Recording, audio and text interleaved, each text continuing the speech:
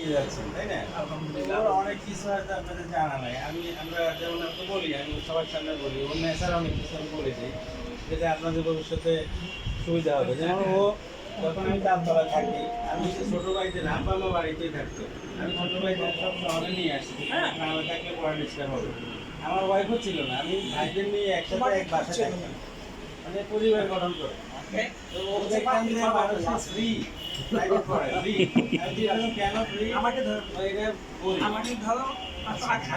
পয়সা কম, মানে পয়সা দেওয়া কম। আমাকে- আমি ভাড়া দিয়ে দিচ্ছি, আপনি ফ্রি পড়ো। আমি দিব আপনাদেরকে আমার মেয়ে মানে এটাই হবে, মানসিকতাটা এরকম। মানুষ ছেলে গরিব দিতে পারে না, আপনারা দিতে দোয়া পারে না। করবেন আল্লাহ যেন তাদেরকে পয়সা সুখে আসছে, শান্তি বেতন পাইছে, স্বাচ্ছন্দ্যে আজকে ভালো আনন্দের ভিতরে খাবে। এই তো পয়সা খরচ করার একটা মানে আপনাকে আমার অনেক অনেক বেশি ভালো লাগছে।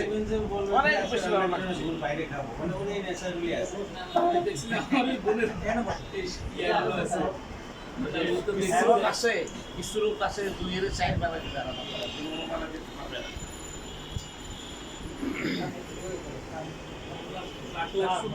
আমাদের দুটো পরিবারকে একত্র করছে। আর আজকে শফিকটা ঢাকাতে আছে, আমার খুব কষ্ট লাগতেছে। শফিককে আমি বারবার বললাম তুমি একটু আসো ভাই, অ্যাটলিস্ট হচ্ছে দেখা হচ্ছে আমার সঙ্গে দেখা। আসার কথা ছিল না, ব্যস্ততা ছিল।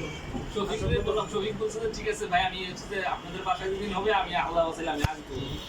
শফিক হচ্ছে যে পাবনা বিজ্ঞান ও প্রযুক্তিতে শিক্ষক, ওই যে যার সঙ্গে ভালো একই সাথে ছিল, আবার এই মামাকে যে আমি আনছি